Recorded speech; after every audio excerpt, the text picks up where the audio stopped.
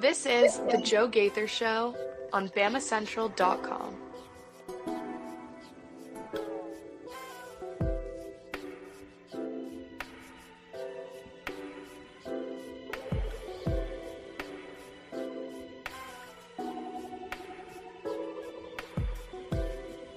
Good afternoon, Tuscaloosa, Internet World, West Alabama. How are you doing today on this Thursday? Welcome into the Joe Gaither Show.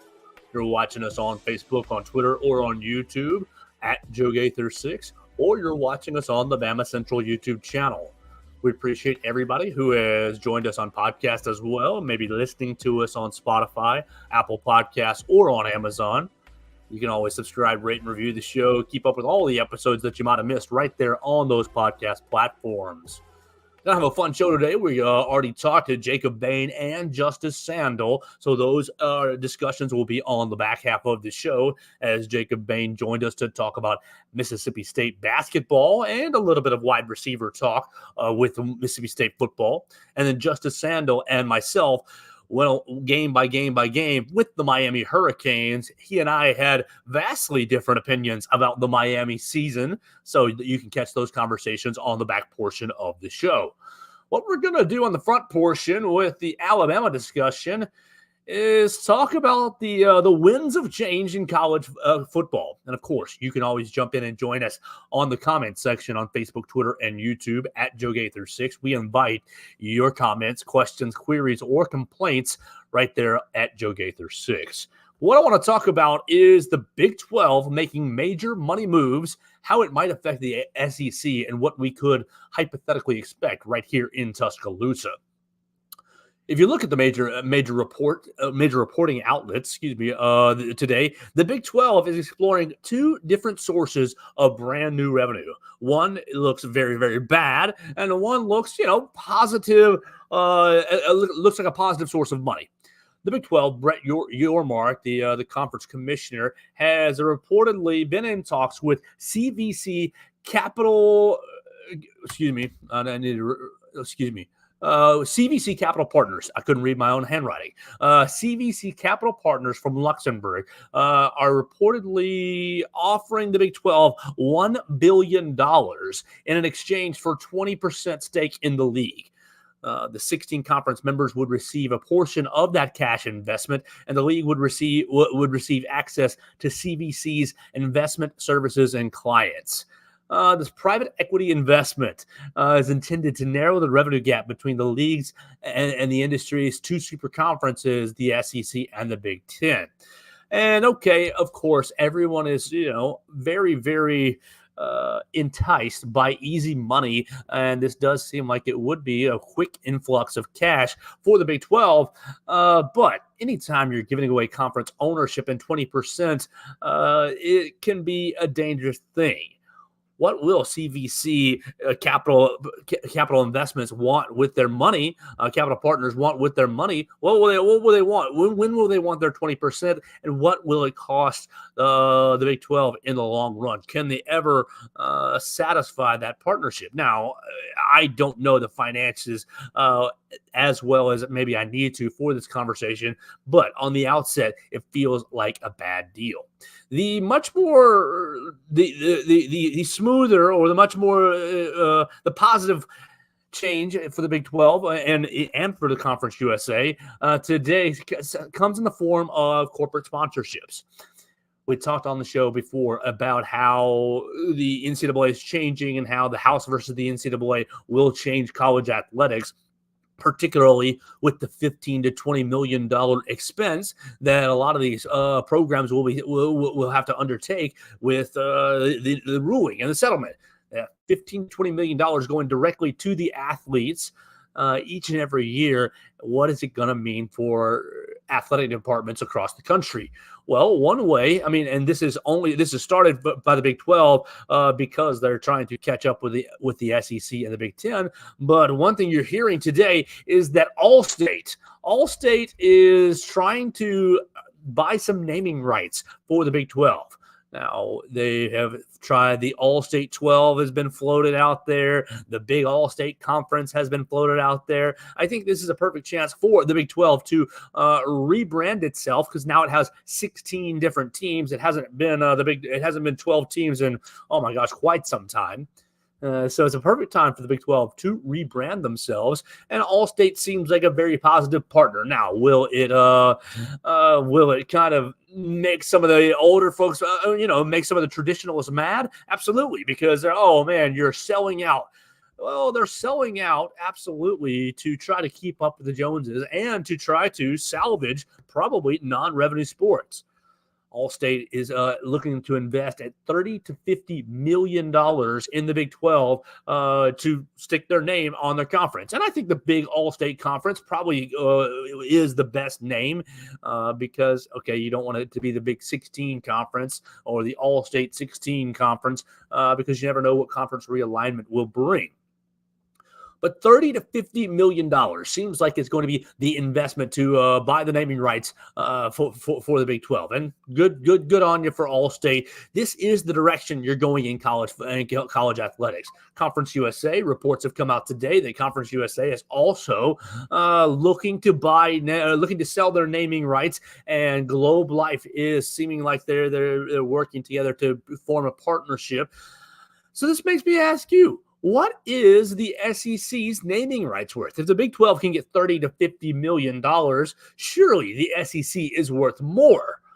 We haven't really talked about it on the show before, but you've seen rumors and basically confirmation that you could put corporate sponsorships on the playing surface in college football fields today. You can do it right here at Bryant-Denny Stadium, and it'll be a way to basically create another source of revenue for your college and for your conference, and thus for your players. And this is all, in my opinion, a way to mitigate that $15 to $20 million expense. And it's also a way, I mean, people can talk about, oh, well, they can just pay it anyways without the corporate sponsorships. I don't want to see Bryant-Denny Stadiums filled up with corporate sponsorships on the 25-yard line and on the 50. I want the Alabama A right there. Understand that, but don't you want swimming and diving? Don't you want volleyball? Don't you want women's rowing? And don't you want softball to continue? Don't you want baseball to continue as sports here at the University of Alabama? You got 21 sports, and only 2 of them are really bringing in revenue, turning a profit. And so the other 19 sports, are in danger, are in jeopardy. And corporate sponsorships are a way to maybe work around that or salvage those sports, salvage the future of those sports. I've got several different names the SEC should explore and some names they should not explore. You can let me know in the comments what you think the SEC should do, what corporate sponsorship the SEC should chase after. The easy and obvious one to me is Dr. Pepper. And I think you'll see the SEC follow suit. They're not going to leave money on the table. Greg Sankey's not going to see Brett Yormark bring in $50 million and say, oh, we're not going to do that because we're not going to, sacrifice the brand Southeastern Conference. I think you might see Dr. Pepper's SEC very, very soon, or even State Farm's SEC. I think you're going to see some of these bigger name companies get involved, and I think that Greg Sankey would be probably would not be very smart if he didn't chase all the money that he can get. It's an arms race. It's an arms race with the Big 10. It's an arms race with the Big 12. And if the Big 12 takes a step forward and closing the gap revenue-wise with the SEC and the Big 10, you've got to respond. And so I think that Greg Sankey is probably on the phone or has probably already had these conversations because he probably knew that this was coming down the line. It's only been put out today because maybe a slow news Thursday, and that's why we're talking money and sponsorships and not actual sports right here on the Joe Gaither show. But I think Greg Sankey absolutely knew that this was coming, and I think that Greg Sankey is probably going to respond. You'll see the Big 10 do the same sorts of things. And so it's just a matter of time, and it's just a matter of who the SEC decides to partner themselves with. Yeah, my two serious notes, or my two serious suggestions, were Dr. Pepper and State Farm. I think that those are, I think they make perfect sense to step in and sponsor the SEC. You talk about Dr. Pepper. I mean, Dr. Pepper has been involved in pretty much all in the SEC ever since I can remember. And so anytime you go to an SEC event, it's Dr. Pepper this, it's Dr. Pepper that, and you all think about the Dr. Pepper Challenge in the championship games. I think that would make perfect sense as, oh, this is the Dr. Pepper SEC. Welcome into Saturday, the Dr. Pepper SEC, a matchup between Alabama and Tennessee. I think you are going in that direction. And I understand if it doesn't feel good, if you don't like that, but this is all an effort, in my opinion, to one, keep up with the Joneses, and two, salvage the non-revenue sports in reaction to the House versus NCAA settlement that happened, 2 or 3 weeks ago. My other suggestions are silly. You can go with Alexander Shinara. Alexander Shinara's SEC. Call me Alabama. Call me SEC. If you get hit by a truck, if you get have an accident on the highway, call me SEC. I can just see Alexander Shinara going on commercials right now, and you can see his billboards all throughout the SEC. Now, I would personally not prefer that. Just from a saturation standpoint, he seems to be everywhere, but I think that he might explore that option. Could he raise the $30 to $50 million to buy the naming rights to the SEC? I think it would be a lot more expensive for the SEC than it is the Big 12, but that's my own personal bias right there play. A really fun one would be obviously Waffle House. Come in, the SEC is always open. 24/7 SEC is always open. I think Waffle House would be a very, very fun sponsorship. Now, I personally just love Waffle House anyways, but there's how many in Tuscaloosa, and there's how many across the footprint of the SEC. I think Waffle House, if they could afford it, it would be a lot of fun to get them involved in the naming rights for the SEC. And one that we have to avoid. Absolutely. Now, Alexander Shinara might rub some people the wrong way, and some people might be Huddle House fans instead of Waffle House fans. But one that we absolutely have to avoid that I think is at play here is Yellowwood. Oh, gosh. Yellowwood, look, with Jimmy Rain, Jimmy Rain, a big-time sponsor for a big-time booster at Auburn. His company, one of the wealthiest men in the state of Alabama. And Jimmy Rain, if you want to sponsor this show, we'll be happy to have it. But you can't have one of the SEC's biggest boosters buy the naming rights to the conference. People will insinuate lots of nefarious activities, or they'll probably throw a lot of shade. Oh, Auburn got a call. Well, of course they got a call. It's the Yellowwood SEC. Oh, Auburn got a favorable draw in a tournament. Oh, of course they did. It's the Yellowwood SEC. Oh, Auburn this, Auburn that. Auburn got a favorable television time. And look, I know Alabama gets favorable television times, but the insinuation of impropriety would be very, very heavy if you let Yellowwood, Great Southern Wood, buy the naming rights for the SEC. So, look, who do you think should buy the naming rights to the SEC? I think it is coming down the line very, very soon. And Greg Sankey will get probably a very prestigious company to slap right in the front of the State Farm SEC, Dr. Pepper SEC. I think those are probably your leading candidates, but we'll see what happens right there with Greg Sankey in response to the All-State 12, or the Big All-State Conference, as the Big 12 tries to close the gap on the SEC and the Big 10. Now, one thing we haven't talked about, I believe you will see this as well. I believe you will see corporate sponsorship logos on the field in Bryant-Denny Stadium sooner rather than later. And I believe you will see corporate sponsorships on the jersey right there in Bryant-Denny Stadium on the Alabama uniform. And look, I know that most Alabama fans are traditionalists when it comes to the uniform, and I am certainly in that category as well. I don't really want to see the uniform mess with. I don't want to see a brand new, crimson and white stripes, or, houndstooth this, or whatever modernization of the uniform that a lot of people put out those edits. I usually hate them. I usually think that they're not attractive at all. And I usually am like, I know usually my stance is, yeah, the Alabama uniform is a little bit boring, but it's classic. Just like Penn State, just like Georgia Southern, it's classic. And so, yeah, of course, it's not very flashy, but the brand, the uniform is beautiful. I have seen, you've seen a lot of people talk about white helmets before. And yes, I think that would be the only fundamental change to the uniform that I would support. Because I do think the white helmet on the white on white, the white top and the white pants with a white helmet, I think that would look absolutely sick. And there's a little bit of tradition. There's a little bit of history there. Alabama's used white helmets before. But I don't want the uniform messed with fundamentally. But what I think you will see is sponsorship patches on the uniform. You see it in the NBA. You've seen it in Major League Baseball. It's very, very prevalent overseas in international soccer. Look, you watch Premier League soccer every Saturday, and it doesn't say Manchester City across the front. It doesn't say Manchester United or Liverpool or Arsenal, whatever your favorite Premier League team is. It doesn't say Tottenham across the front. No, it says Etihad Airways, or it says Jeep on the front. It's basically a nameplate for a corporate sponsorship. And that's one of the ways that these soccer teams really, really ramp up and fill their coffers and fill their money, because they're selling sponsorships all over the uniform. Now, some uniforms are tackier than others. And in Major League Baseball, I think it's on the sleeve. You got it right there on the arm sleeve. In the NBA, it's right there on the top of right there at the shoulder, right on top of the breast. So it's right there where the uniform kind of breaks, breaks away just right outside of the V-neck.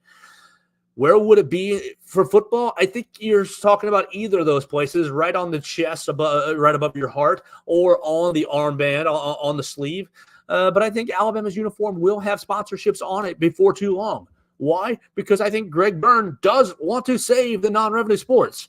I think Greg Byrne wants to have the 21 sports, and I don't think he really – look, we heard from him a week or so ago up there in Birmingham. He spoke to us.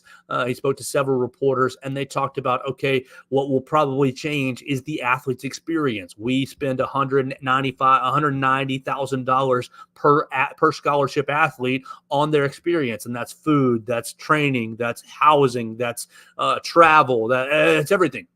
And so $190,000 for every athlete on campus, that's pretty expensive, in my limited opinion. And so one way that you can, I think that's the initial place where they're going to be cutting money is, we'll maybe not buy the Wagyu steak. We'll be buying different steak. We'll be a little cheaper steak for the dining halls. And maybe we're not going to travel first class everywhere. I think that some of that will happen as they're making cuts so that they can afford this $15 to $20 million line item that will be going straight into players and athletes' pockets. But another way, I think that Greg Byrne will be exploring corporate sponsorships. I think it's going to be on the Alabama uniform before too long, and I think it's going to be on the field in Bryant-Denny Stadium before too long. And I think it's going to be one of the ways that they can maybe not sacrifice the athlete's experience as much and keep all the non-revenue sports, keep all 21 sports operating at the championship level that he wants to operate them at. And so what do you want to see on Bryant-Denny Stadium's field, or what do you want to see on the uniform? I've got several different sponsorships. I think Golden Flake is a perfect one to expand their own sponsorship right here in Tuscaloosa, or right here with the athletic department. You can see Ziegler Meats as well. They're already sponsored. They're already a sponsor for the athletic department. I think that they could expand that partnership to have signage on the field or on the uniform. Another one, just a fun one for me, Taco Casa. I mean, you already see Wilkin Formby in the commercials. His family has been long established with Taco Casa right here in Tuscaloosa. I think it would be great to get a nice local sponsorship right on the uniform or on the field at Bryant-Denny Stadium. You could pay homage to Nick Saban in two different ways. You could pay homage by organizing a sponsorship with Little Debbie. Obviously, it wouldn't be oatmeal cream pie on the field, but it would be Miss Little Debbie with the, she's got the rectangular logo that might look perfect on the 25-yard line, or it might go perfect on the arm sleeve of the Alabama uniform. It might blend in. You get the red logo with the crimson uniform. It may not stand out so much, may not stick out like a sore thumb. You could also honor Coach Saban by partnering up with Mercedes, as he's got several Mercedes dealerships. And think about what's going on here in Tuscaloosa. One of the biggest job suppliers in Tuscaloosa is the Mercedes plant, right outside of the city. And so, yeah, you get a lot of people excited about going to work each and every day because tons and tons and tons of people go and work at Mercedes. If you work at Mercedes, give me a shout out in the comments section. But I think that would be a very positive sponsorship for Tuscaloosa, for the University of Alabama. You can get the signage on the field, or you can put the Mercedes logo right there on the arm sleeve of the Alabama uniform. Two more. I've got Nucor and Hunt Oil Refinery. A lot of people, if you go to down Jack Warner Parkway, you'll pass Hunt Oil Refinery, and I think that they're. Really, I'm trying to think of the bigger companies that are local to Alabama that might be able to afford sponsorship, and secondarily, that Alabama would be proud to put on their uniform. Now, you can put 1831 or Gillettes on the uniform, and people might laugh at that. But I don't know that Alabama would be as proud to just stick the, put a Gillettes cup right there on the 30-yard line. I think that would be hilarious. And so there's a lot of different ways that Alabama can go right here. But all of the talk that you're seeing over the last day, basically over the morning, is about the Big 12 signing over their naming rights to All-State. They're trying to figure out what name rolls off the tongue the best, and then they're exploring private equity, $1 billion from CVC Capital.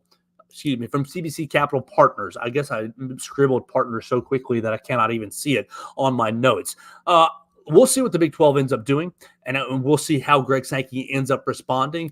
But I think that this is the direction you're going in college athletics because of a lot in part to do with the House versus NCAA settlement.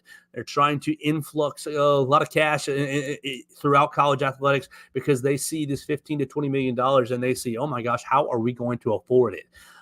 Personally, it doesn't bother me. If you're going to put a sponsorship on the uniform, stick it in a place that it's not going to stand out.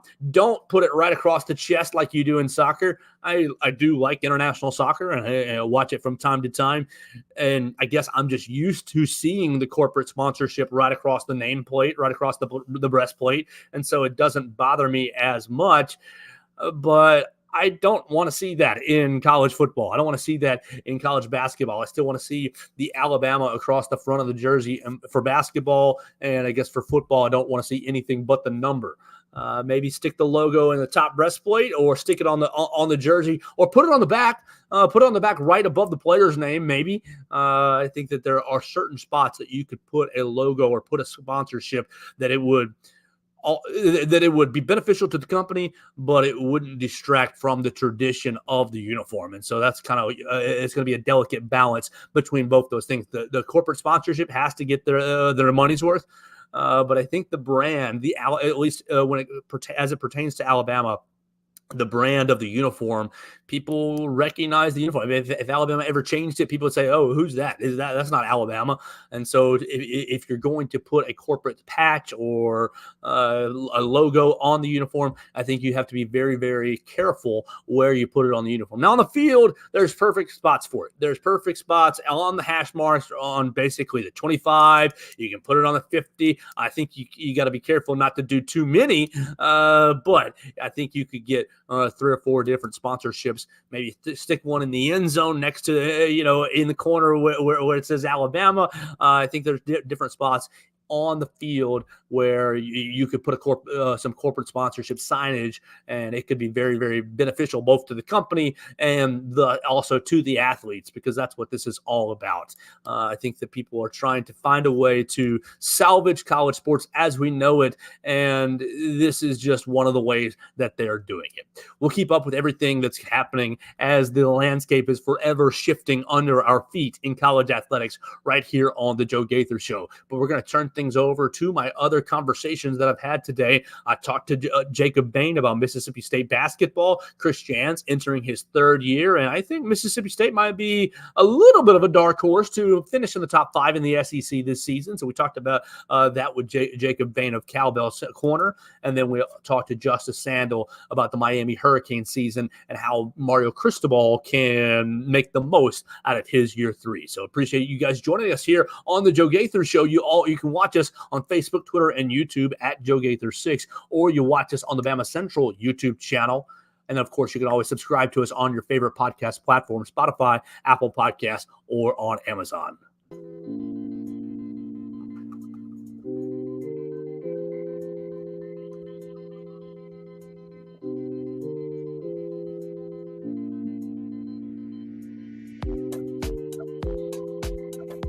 And welcome back into the Joe Gaither Show right here on a Thursday. We're going to step outside the Alabama world for just a little bit. Let's stay in the SEC. Bring in our friend Jacob Bain to talk about Mississippi State. We cannot wait to chat about Mississippi State. We broke down last week on this segment the Mississippi State schedule, and it looks like the Bulldogs are going back to a bowl game. So if you missed that, you can go back and listen to it on the Joe Gaither Show. It was last, Wednesday or Thursday with Jacob Bain. It's right there in our podcast center on Spotify, Apple Podcasts, or on Amazon. And then, of course, you can always find it on YouTube as well. We're getting excited to talk about some Mississippi State with Jacob Bain. Let me see if I can figure out, how about that? A little bit of a nice visual for us. Today, we're going to talk about basketball. You guys know that I love basketball, and I'm very, very excited about Alabama's basketball season. But another program on the rise in the SEC is Mississippi State. It's always a very, very difficult place to play. They got a bunch of marquee home wins last year. And we want to talk about Chris Jans, his third year, how they did in the transfer portal, how Chris Jans retained his roster, and what will be the key from going 9th in the SEC regular season standings to maybe top 4, top 5, and earning that double bye in Nashville. So that's going to be our docket for the day. We're going to talk basketball, and then on the tail end, we will talk about Mississippi State's wide receivers and tight ends and pass catchers. We'll try to decide how Jeff Levy is going to divvy up the receptions this coming up season in a high-flying offense. Sound good to you? Sounds good to me. Jacob Bain, how we doing today, man? I'm doing good, man. How you doing? Very, very good. You guys can follow Jacob Bain at JacobBain10 on the Twitter machine, or read all his great stuff on cowbellcorner.com. Jacob, you want to talk some hoops? That sounds good to me. All right. So everybody here in Tuscaloosa is excited for NATO. It's year number 6. So we've had a lot of fun really watching the basketball team grow. But like I said, Mississippi State's been growing as well, has been building as well. This will be Chris Jans' third year. He got himself a little contract extension after this past season. He's made back-to-back NCAA tournaments. So let's just start right there. How does the Mississippi State fans feel about Chris Jans and the job that he's doing? I think they feel good about Jans. Rick Stansberry left about 2012, and from then until Jans was hired in 2022, state basketball was really just, kind of a bottom of the SEC traditionally, or about a year in, year out. They're the bottom of the SEC, could never break through, but Jans has done it now 2 years in a row, and he did a good job in the transfer portal because he had a lot coming back last year, but he had to replace a few starters from the year prior, but he did a good job in the transfer portal. I think fans feel good about Jans. They probably feel he's the best coach on campus, or most proven coach on campus, I would say. Oh man, okay, all right. That's an impressive moniker for him, considering the baseball coach has a national championship in his pocket. We'll see if Chris Jans can get to that level with Mississippi State. But let's start with what they did in the offseason. And I want to start with Josh Hubbard and Cam Matthews. Josh Hubbard was an incredible freshman last season. He was a really, really dynamic scorer, and I think really kind of drove the bus for Mississippi State. I know Tolu Smith got a lot of the credit, and Tolu has moved on now. But Josh Hubbard was an incredible player for Mississippi State. And then you bring it back Cam Matthews for his super senior year, his 5th year, and he was a pretty nice little player too, kind of playing alongside Tolu Smith. So why don't you tell us about how important it was for Chris Jans to maybe re-recruit his roster and retain Josh Hubbard and Cam Matthews? Yeah, I'll start with Hubbard. First team all freshman, second team all SEC. Could have got freshman of the year each up from Kentucky, ended up getting it real close between them, but it was a big win for Jans to get it back in the modern age of college athletics. And, teams like Kentucky and Duke were all after Hubbard, but he decided to come back. And I think he's kind of leading the charge and the change of philosophy for Jans. His first year and part of the year last year, he relied heavily on Tolu, Jimmy Bell, big guys. But I think he's shown the portal and his recruiting that he's looking to, he said in his press conference last week, he's looking to kind of modernize his team in terms of like there's no positions really. And Cam Matthews he's another one. He's like that guy. He's 6'7", 220 probably, and he can play all 5 positions, guard all 5 positions. And his progression was really insane last year because the ongoing joke was he couldn't score. His first couple of years playing, he had trouble scoring. But last year, I think he ended up averaging 9 points a game. He had 15 points in several games. I think against Ole Miss and Tennessee in the SEC tournament, he did well. So I think it was good to return those 2 guys, kind of just a core to build around. And I think Hubbard's going to be a star. Okay, I do too. Sophomore year, Josh Hubbard. I'm looking forward to seeing what he does in the SEC. Just from an hour and a half down the road. I know that I'll be pulling for the Alabama side, but he is so impressive in my opinion. And you're right. I think he was probably not. I don't want to say tampered with, but I think he probably had some people in his ear, maybe a little bit saying, "Oh, we'd love to have you here in Kentucky. We'd love to," and even with John Calipari moving to Arkansas, maybe we'd love to have you help us here at Arkansas. So I think it's huge to get them back for Chris Jans.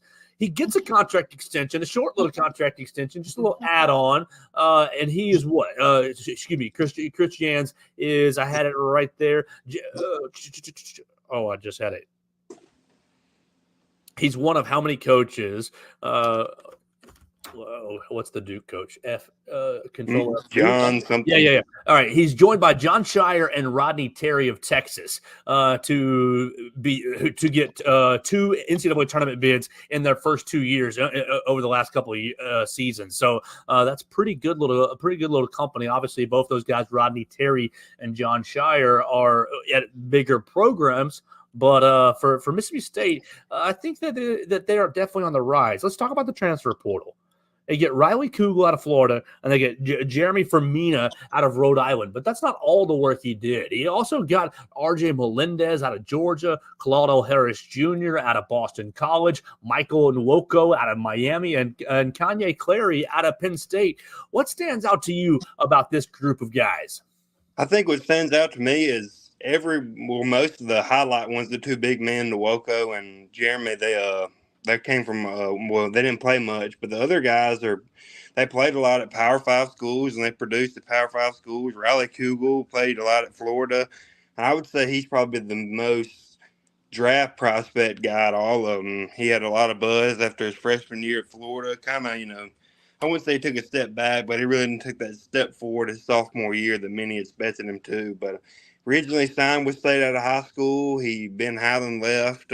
So he got out of his letter of intent, went to Florida, but he's back in Starkville. And Kanye Clary, I've watched some highlights on him or whatever, and he's got the same frame as Hubbard, but I feel like his game is different than Hubbard. He's more of a get-to-the-rim kind of guy, mid-range guy, while Hubbard's, chunking 25-foot threes. But R.J. Melendez is another guy, 6'7". Jans mentioned he wants guys starting that can guard all 5 positions. I think he fits the bill. He averaged 9 points at Georgia last year, scored 35 in the game, I think. And Claudio Harris is another guy, averages like 14 points at Boston College, can score.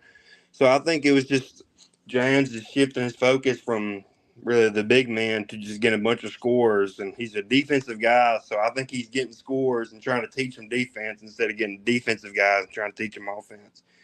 You think that's going to work for Mississippi State? Because the big question for me is, how do you get from ninth in the conference up into that top 4, top 5 zone? You look at the conference standings and how it really played out for Mississippi State. Now, they worked very well with that number 9 seed in the SEC tournament. They beat LSU, you beat Tennessee, and then ultimately lost to Auburn in the semifinal. So it was a nice little run and really secured the NCAA tournament bid. But how can Mississippi State maybe take a step forward as a team so that maybe they're competing for one of those double buys this coming season? They could have to take a step forward. I'll just say it's the SEC is a lot tougher now in basketball than it was maybe 5 years ago. I mean, Alabama's really good, Auburn's really good, Tennessee's really good, Kentucky's always good. Now Arkansas with Calipari, they'll be talented, that. But I think what State needs to take to the next level is they just really need I think what they've been lacking in the first year with Jans, and we saw it a little bit in the second half, is really that star power. I feel like basketball is more of a star-driven game. You can really just need one dynamic player who can lead your team. And I think Hubbard is that guy. And if Hubbard can take another step forward and say he moves from 17 points a game to maybe 20 points a game, 22 points a game, I think they could take a step forward. And it's really the offense that's been holding them back the past couple of years because the defense has always been silent under Jans.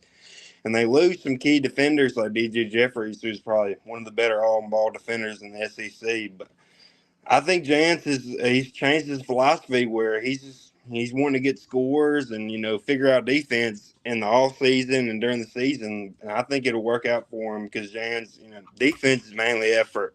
You can't teach offense. You can teach defense. So I think it'll be tough to move into that top 4 range just because of how deep the SEC is. And like I said, it's amazing how much it's changed in the last 10 years. It absolutely is amazing, and I love it just as an observer because you see different teams every year competing for that SEC championship. I forgot about Ole Miss, Chris Beard. I mean, Continue. Go ahead. Oh yeah, I was just speaking about how deep the league is. I mean, Ole Miss, Chris Beard. I mean, Missouri had a bad year last year, but the year before they had a really good season. Texas A&M, Buzz Williams. I mean, it's just a deep league, and I think it shows that. I think about 5-6 years ago, the SEC athletic directors just said, "Hey, we're going to put an emphasis on basketball and try to put our foot in the door." And I think the SEC has, and it's arguably the best conference in college basketball. It really, really is. And you're seeing a lot of the national media folks projecting this coming up year's tournament. And obviously we've got 6 months until the season even starts. So a lot of things can change and a lot of things will change between now and November. But you're seeing them project the SEC as, this league's going to have the most teams in the 2025 NCAA tournament. And in my childhood, it was always the ACC and the Big East. And I think it's a lot of fun to watch the league shift a little bit. Oh yeah, it's been fun. It's because I remember basketball season when State was down. I mean, Kentucky was good. LSU had Ben Simmons there for a little bit, but they really didn't take advantage of that. But it's exciting watching basketball because you got football stacked in SEC now, basketball, and baseball's been stacked for a while. So it is exciting to see other teams, including State, be good at putting emphasis on basketball. It makes it more exciting. All right, so we're talking basketball with Jacob Bain from Cowbell Corner. We're talking about Mississippi State, and I'm looking at the results from the last 2 years, and obviously it's very good to be back in the NCAA tournament. You went, between 2019 and 2023 without making it into the tournament.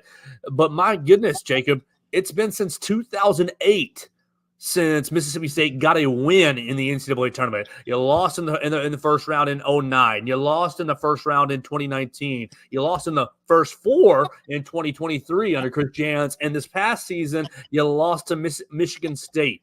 So let's just talk about it. Is the Mississippi State fans and really the administration? Is it? Oh, we're just happy to be in the tournament, and if we lose in the first round, so be it. I mean, last year you lose to Michigan State, Tom Izzo. That's just a really, really hard draw in the 8-9 matchup. The year earlier, you're playing Pittsburgh in the first four up there in Dayton. It's 2 11 seeds going at it, and it became a 1-point loss. So like you kind of roll the dice on that and have to accept that. Well, what's it going to take for Mississippi State to not only go back to the NCAA tournament for the third year, but win a game? Yeah, I think among fans, the expectation is I've mentioned in an article, Giants, he improved. Year one, he got in the first four, lost.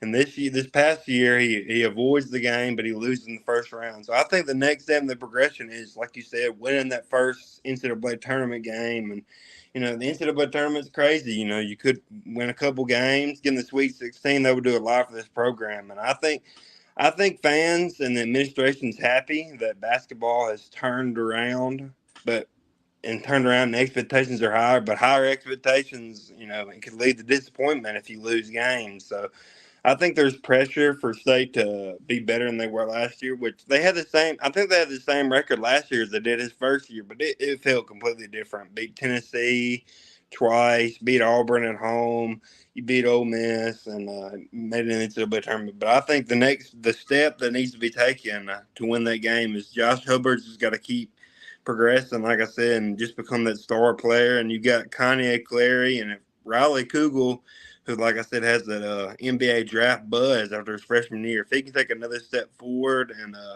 I think he'll probably play the three next year at State. If he can take a step forward along with Hubbard and Matthews, who you're going to get. He's going to play solid defense. He's going to rebound. He's going to play really hard. He'll probably average 10 points a game, 6 or 7 rebounds. But I think for the biggest thing for State to take that step forward is just simple. They just got to score. Last year they relied heavily on Hubbard. If they can get Kanye Clary, Kugel, Claudel Harris to play really good on offense, and if Melendez can kind of play that, be kind of the Cam Matthews kind of role, just play really good defense and get rebounds for you.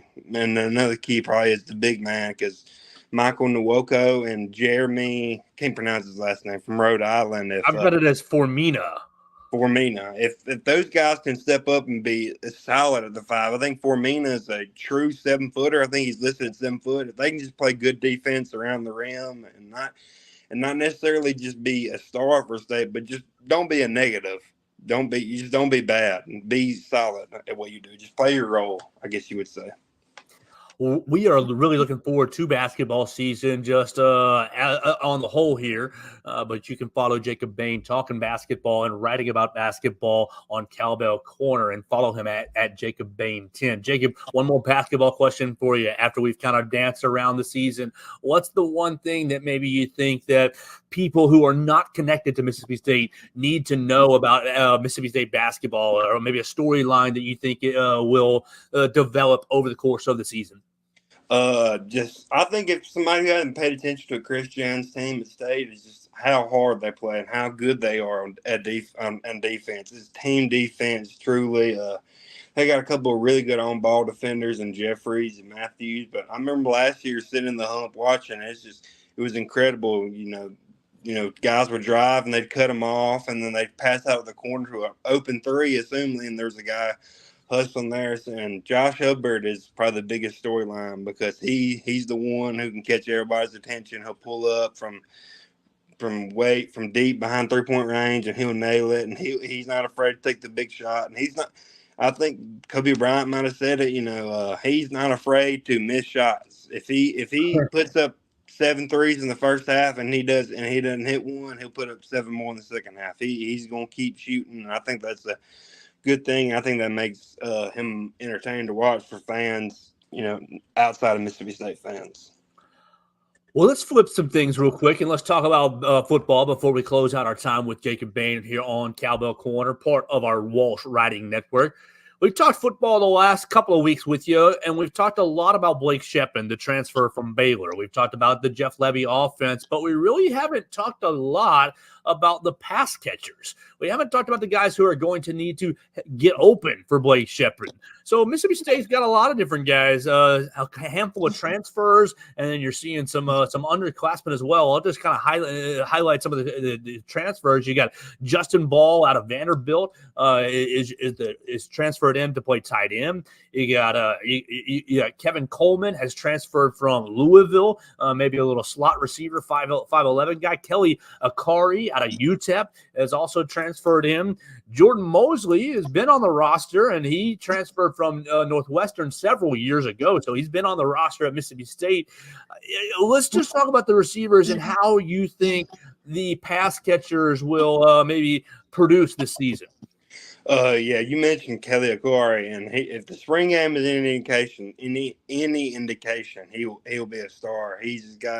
He had breakaway speed. He can make He could make some very impressive catches. So I think if there's one guy outside of receiver that could be a star, it's Kelly Akari. And you mentioned Justin Ball, his brother Cameron Ball came in from Buffalo, I think.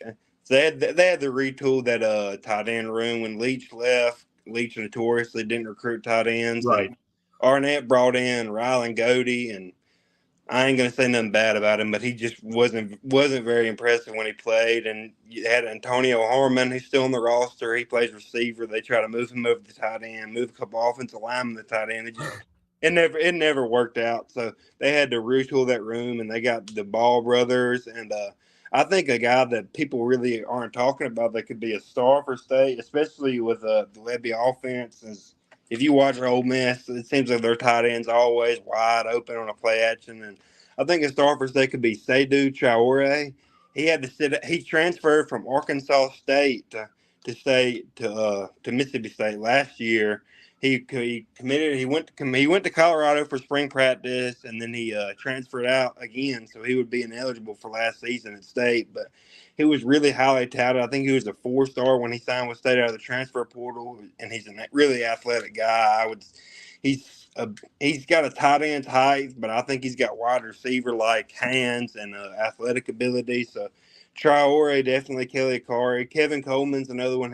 He had a good spring game. He'll work in the slot. And then there's a trio of 4-star high school guys that they signed. Stonka Burnside from Starkville, J.J. Harrell from North Panola, and Mario Craver from Alabama. And if any of those guys are going to be a star in their first year, I think it's Mario Craver. He's just got tremendous speed. And Stonka Burnside, I think fans want him to be a star his first year, but just because local guy from Starkville High, and he could be. I think he's got a physical build to be that AJ Brown kind of build. But I think it's going to be a good year for State receivers, and it's kind of been that State's had some talented receivers ever since Mike Leach got to State. Xavier Thomas was really good last year, but he's at LSU now. But I think it'll be good for State receivers this year. Well, that's going to do it with our time with Jacob Bain. I'm really excited to see how these receivers kind of assimilate to the Jeff Levy offense. It'll be kind of similar to Mike Leach, but a lot more sophisticated and a lot faster pace under Jeff Levy. We're looking forward to reading all about it on Cowbell Corner and following the coverage at Jacob Bain 10 on the Twitter machine. Jacob, thanks so much for your time this week. Yes, sir. Appreciate it. Absolutely.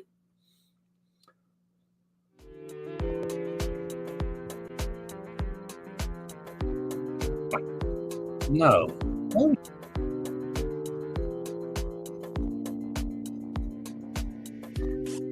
Welcome back into the Joe Gaither Show right here on a Thursday. Part of the Walsh Writing Network. We just talked to Jacob Bain about Mississippi State basketball and who maybe some of their better pass catchers will be this year in the Jeff Levy offense.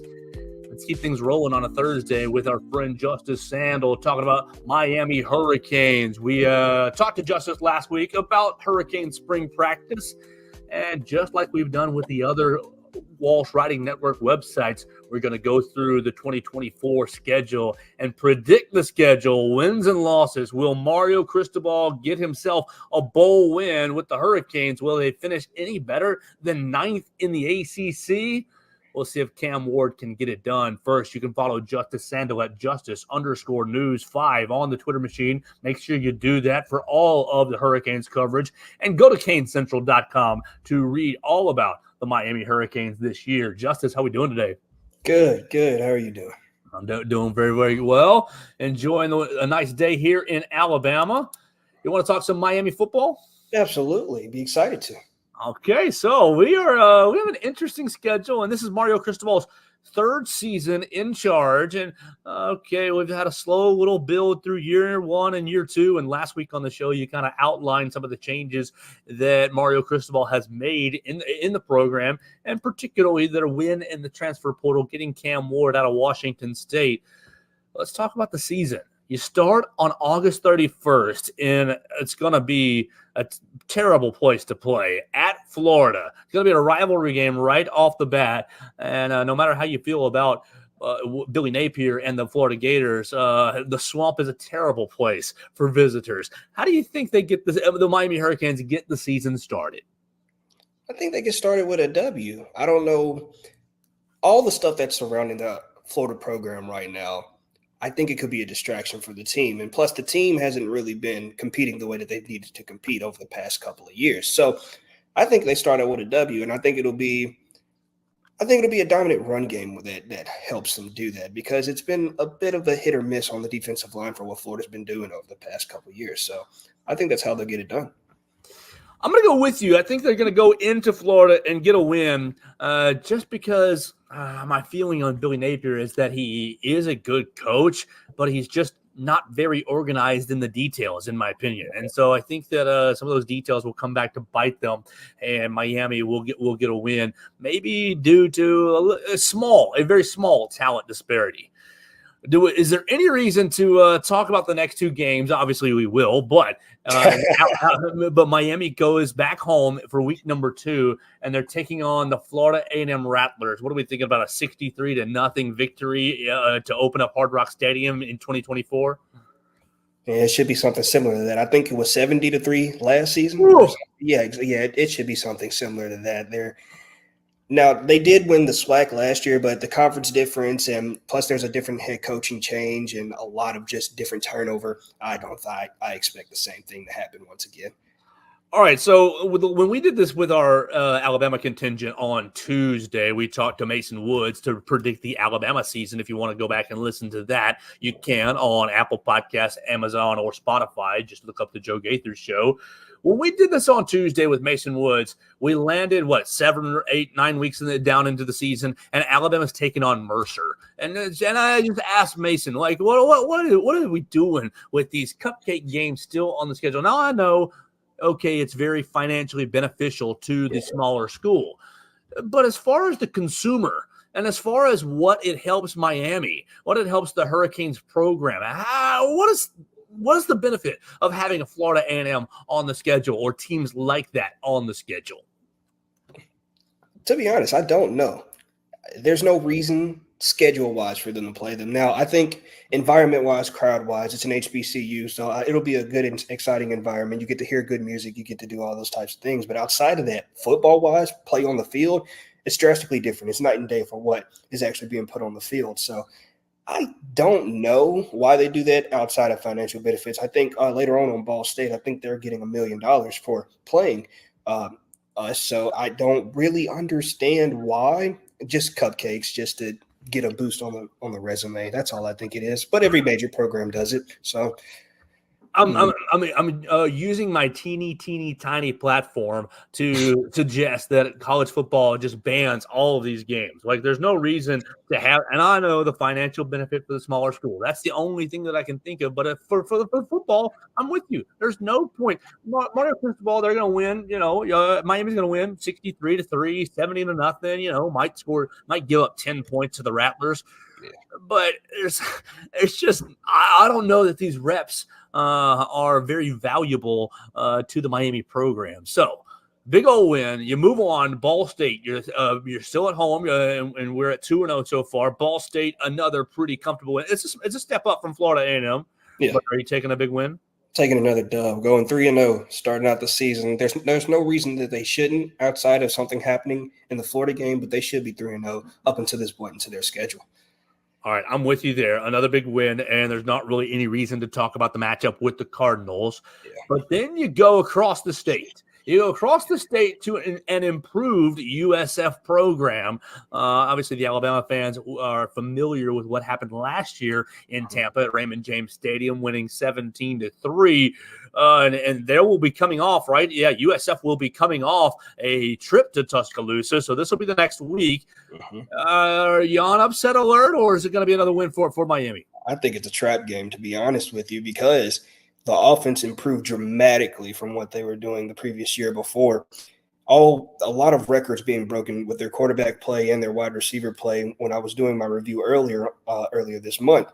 So many things that the USF program is doing, they're heading in the right direction. And I think it'll be an offensive showcase. I think Miami will edge it out because of their defense, but it will be a very close game. I wouldn't say it'll be to the same similarities of that Alabama game, but I think it'll be a close game. But I think Miami will somehow, some way, they'll get that victory. All right, so I'm with you just in the fact that it's going to be a trap game, and I'm taking the USF Bulls to win the game at home. I think it'll be close, but yeah, it's not going to be like that Alabama game last year where it was 17-3. It's going to be 28-31, or it's going to be 24-20, or it's going to be higher scoring than last year's matchup when Alabama went there. But I'm with you. USF is a program on the rise. I think they're going to come into Tuscaloosa and hang around the game for a little bit and really show that their offense is still very good. Byron Brown, sophomore quarterback, is a pretty electric dual threat quarterback. I think that the Bulls are going to be a team to watch out for next year. So I'm taking a loss. I'm taking a loss. I've got Miami now 3-1. You're still on the undefeated track, undefeated. And then they play their first ACC game against the Virginia Tech Hokies. They're coming back home, so this is a nice friendly confines of Hard Rock Stadium. You think Virginia Tech will win on the road, or will Miami keep its record perfect? I think they'll keep their record perfect. It's not in Virginia Tech, so I believe that is a very, very positive outlook. But they are returning a lot of their starters and a lot of their production from last season, so it could be a very interesting game. It'll be similar to the USF game, I believe. It'll be a high-scoring game, back and forth, maybe a field goal win or a touchdown towards the end of the game. But up until this point, I think that Miami should be undefeated at this point in the season. They really should be. All right, so I'm going to go with you as well that Miami will win. I think especially if they lose to USF on the road in Tampa, they're going to come back and want to have a nice bounce-back game. So I'm going to take them to get off to a good start in the ACC and get a win over Virginia Tech. Now, another conference game at Cal. You fly all the way across the country to take on the Cal Golden Bears. Time obviously is to be announced, but the time zone changes will be at play. It'll be interesting to hear Mario Cristobal decide or explain when they're going to go out to Cal. Are they going to go on Thursday to get acclimated? Are they going to go late? Or that'll be a very interesting week logistically for Miami. Yeah. Are you taking them to win on the road? I am, but that time logistics and the jet lag and everything, it all depends on how the schedule plays out and when they leave and when they don't leave. I know that when Mario was at Oregon, he has an understanding of what that time zone is and how things play out over there, but it'll be brand new for some of those players outside of Cam Ward and Damian Martinez, who were in the Pac-12 last season. So they'll have a semblance of understanding, but it's a lot of other talent that have not been flying back and forth like that ever in their careers. I still think it's a win. Plus, I don't think Cal has gotten better with the transfer portal, but I don't think it was the step that they initially wanted to get those players that they wanted to see themselves be where they want to be at this point in the season. All right, so I'm going to go opposite you again here. I think that they're going to lose on the road. Yes, Cal was only 6-7 last season in the Pac-12, and as you said, they worked a little bit in the transfer portal, bringing in Tobias Merriweather to play wide receiver and Mikey Matthews as well. But I just think that the time zone difference and really the travel is going to put Miami out of its element a little bit. You think back to last year. Auburn went out to Cal, and Auburn did win the game, but it was an ugly, ugly game. What was it? 14? Yeah, Auburn won 14-10. Yeah. So I think that Miami might be in for a little bit of a surprise here, and I'm taking a loss. So now I'm at 4-2. You're still undefeated, right? Still undefeated. Okay, 4-2. We're going 1-1 in the conference. So that's really the key number here, because we're trying to see if Miami will make the ACC championship game. All right. So after the trip to California, you get a nice little break. You're on a bye week. So the schedule makers did you a favor. I've asked every one of our experts about their opinion on the double bye week this season. Justin Sandle, what do you think about having 2 bye weeks in a year? I think it's great, especially for the athletes. If they're going to travel the way they're about to start traveling now, with how it's only a Power 4 conference now, going from California and coming right back, going to Kentucky and just going back and forth, I think it's a great idea having 2 bye weeks. It'll leave players more healthy. I think things will be progressively better with 2 bye weeks. I agree with you completely. I'm excited about it, even though it will mean a weekend of, missing an extra weekend of missing your favorite team on TV. I think it'll be very beneficial to the athletes, and goodness gracious, it's time. I think it's time that we keep the athletes first in sports, because they're the ones doing all the work. Absolutely. You go to California, you're back home in sunny Miami for a week, and then you go up to Louisville in the ACC championship last year, losing to Florida State. You're on the road. Are you staying undefeated in Miami, going up to Louisville? No, they're going to take their first L here. I think they're going to be off. They're going to come down from a high. They're going to be 6-0 up until this point. They're thinking that things are going to go really well. Then they're just going to run into a buzzsaw, I think. Look, Louisville, I think they have a chance to win the ACC again like they did last season, but it also depends on Florida State and Clemson as well. But look, they're a very talented program and very well coached, and I think that could come and hurt the Hurricanes. Yeah, I think that this looks like the most important part of the schedule, the start of the most important part of the schedule. 4 ACC games in a row. We've got at Louisville, Florida State, Duke, and Georgia Tech. And really, I think if you want to get into that ACC championship game, it starts right here. But I'm unfortunately with you. I'm giving Miami a loss up there in Kentucky, losing to Louisville. So I'm with you there.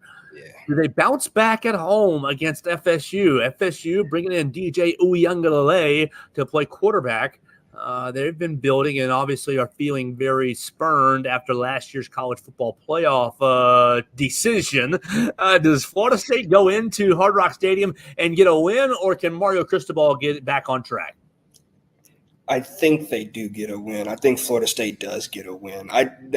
Is DJ the best quarterback in the world? In my opinion, not really. But I think that with his experience and what the program has around him, they could come in and just upset, because Hard Rock isn't really a home field advantage in most places. So all those Florida State fans traveling down, they could make a very big impact for what that game could be. I think that's a loss. Yeah, I think it's a loss too, and I think you're starting to enter some dangerous territory for the season, because now I've got 4-4, and I've got Miami at 1-3 in the ACC. So I'm taking a loss for Miami. I think that just the Florida State program is at a better place right now, and I think they utilize the transfer portal. I mean, Cam Ward aside, I think Florida State utilized the transfer portal a bit better. Miami probably got the better quarterback out of the portal, but on the whole, I think Florida State managed their portal much better. So you're 4-4, you're at 1-3. Are the knives starting to come out for Mario Cristobal around the Miami fan base? If that's the case, absolutely. There's no doubt about it, because you need those wins. These are major wins. You have to prove that there have been points where he hasn't been able to prove himself in the ACC. The Florida State win will be big, and a Louisville win will be big. But if he can't get those and deliver with those top programs in that conference, I think knives are starting to be thrown, and people are going to get I think people are going to start getting worried. But on your sheet, Miami is 6-2, and they're Yes. 2-2 in the conference, so they're still kind of hanging right in there in the mix to win the conference. And the overall record is still looking pretty good at 6-2. So Yes. we'll see who's right when it's all said and done. But let's move on to the Duke matchup. You're staying at home after your Florida State game, and Duke has been, an ascending program. They had a little bit of time last year where they were leading the ACC. They fell off towards the back end of the year. Can Miami bounce back against the Duke Blue Devils? I think they do. I know that they do have a new quarterback in Malik Murphy, who was under Quinn Ewers for quite a little bit of time. But I don't think that the talent surrounding him will be as adequate as it was in Texas. If you were comparing conferences between each other, I think Miami will get it done, and I think it'll be a defensive showcase on what the Hurricanes can do. I'm with you there again. I think that Duke, has been a good has been building as a program, and they obviously lost their head coach to Texas A&M, but after on my sheet losing back-to-back games, this is a game they have to win. So I'm giving them a win. And on your sheet, losing to Florida State, they need to bounce back. I think they do that against Duke. Now, goodness gracious, when is a game at Georgia Tech very interesting? Really never, but maybe this year it is after the debacle of last season's game with Miami having the game won and go up to Georgia Tech this year. So it will be on the road. Can they keep their, build a 2-game win streak and fight their way back into the top end of the ACC? After what happened last season, if they don't win this game, Knives will be out. There's no doubt about it. There'll be complete anger and turmoil around everything for Mario Cristobal. They should win this game, and in my opinion, they should win it in a very dominant fashion to recover for what they did last season. All right, so now I've got it at 6-4, so it's looking a little better, and I've got 3-3 in the ACC. Now you, on the other hand, are at 4-2 in the ACC and 8-2 on the year. Yes. 8-2, you're feeling pretty good if you're a Miami Hurricanes fan. I mean, obviously you want to beat Louisville and you want to beat Florida State even worse, but on the whole, this is looking like a pretty nice step forward for Mario Cristobal. Yes, I think that in his third season, now he has a number of players that he's wanted in his program, I think, and he knows what he wants out of his recruits. I think now that he's had the time to sit and do with what the players that he has, I think he'll finally get over the hump in the ACC this season. All right, so let's keep it going. You get another bye week, so another week of rest for you on the beat. Well, not so much, but for the players, definitely. So you're off on November 16th, and then you return back home after hopefully beating Georgia Tech. You need that win. And then you're playing Wake Forest. You're keeping the ACC season going. Do they continue their win streak? I mean, if you're at looking at your sheet, you're fighting to be in that ACC championship. I believe that they will continue to be fighting in that ACC championship. What serves my memory correct, they have not lost to Wake Forest since 1944. If my memory serves me correct, they should not lose another game to Wake Forest anytime soon. All right, let's look at my sheet. I love to go to Winsipedia and check out matchups. Miami is 8-3 all time against Wake Forest. The last loss came in 1944. Yeah. So they're 7 wins in a row: 69, 71, 04, 05, 08, 09, and 2013. Mm-hmm. They should continue with that. They should. Wake Forest is good for baseball. Outside of that, they have a good basketball team every now and then, but football, they're not really a football type of conference. So I'm going to go with you as well. I wrote down a win from my sheet right here. I think this will be probably an emphatic victory and start making people feel good. But then you have a very tough trip, and I think it's an underrated tough trip. People talk about, Syracuse is not very good, and traditionally, maybe not so much. But going up and playing up there, it's the old Carrier Dome. I think it's now the JMA Wireless Dome. Everybody's selling their souls for sponsorships. You think they can? On your sheet, they got to get it because if so, they're going to be in that ACC championship. I'm tossed right now between because they should win this game. I'm going to give them a W. That's what I'm going to do. They should be 10-2 at this point in this season. They should, I know. They should be fighting for an ACC championship spot and even a playoff spot if they're going 10-2. But Syracuse, they're an all right program for football, but they're not the best program for football. And I think Miami has out-recruited them out, and they should be able to outplay them. All right, now this is going to be another place where I'm going to deviate from you, just because I think it's going to be an up and down season for Miami, winning some games and losing some games. I've got a loss up there at Syracuse, and I've got them landing on 7-5, 4-4 in the conference. But for you, 10-2, 6-2 in the conference. We'll just play your sheet. I'm looking back at last year's ACC standings. Obviously, Florida State was undefeated. They went 8-0 in the conference, and they played Louisville in the ACC championship game, who came into the championship game 7-1. 6-2, you're right there on the edge. NC State was 6-2. They finished third. Are you feeling like 6-2 is good enough to be in that ACC title game?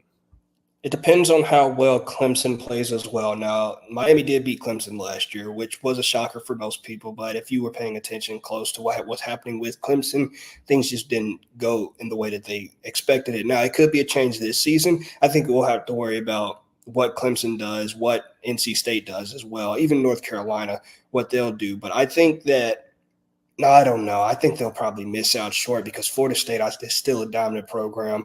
Louisville will still be good. And I think Clemson will be back in where they were the seasons before this previous season. So I think we'll miss out on that ACC championship game, but I think it'll be a step in the right direction for what Mario Cristobal wants to do for this program. Yeah, if you're at 6-2 in the league, you might be sitting there tied for second and maybe lose a tiebreaker to Louisville, or it depends on how the tiebreakers work with Clemson. That might put you right on the outside, but you get the right break. You're right there in it. So I think that's a huge step forward for Mario Cristobal. And even at 7-5, you're going to a bowl game. You would like to ensure that you win that bowl game to finish 8-5. Do you think the Miami faithful would be okay with an 8-5 if they finished with a bowl game win? I think they'd be okay. They wouldn't be happy, but they'd be okay with a bowl win. I think they have a lot of expectations. The feels that I'm feeling around right now in that area, they're very excited for this football season and what can be done. So they want a playoff game. That's what they want with the expanded system now. But I think they'd be decently okay if it was a bowl win. I do think that. All right, so that's going to do it for our schedule preview with Justice Sandle. You can follow him at Justice_News5 on the Twitter machine. Make sure you're reading all of his coverage at Kane Central. We'll see who's right and who's wrong in the next couple of months. And again, this is June. June. You still got to get to the ACC Media Days. You still got to go through fall camp. Lots of things can change, and we'll circle back with Justice as more information kind of breaks out. Justice, thanks for your time, man. All right, thank you. Absolutely. That's Justice Sandle joining us, and that's going to do it for our program today. We've been hanging out with you guys on Facebook, on Twitter, and on YouTube. You'll watch us at Joe Gaither 6, or you watch us on the Bama Central YouTube channel. We encourage you guys to subscribe, rate, and review us on your favorite podcast platform, on Spotify, Apple Podcasts, or on Amazon. You can just type in the Joe Gaither Show. It'll pop right up. We're talking all kinds of sports, mostly Alabama, but expanding our coverage on the Walsh Riding Network. We'll be making some changes very soon, breaking all these individual segments into their own podcast. And we appreciate everybody who has joined the journey so far. We'll be back to join you on Friday with another edition of the Joe Gaither Show right here on Bama Central and BamaCentral.com.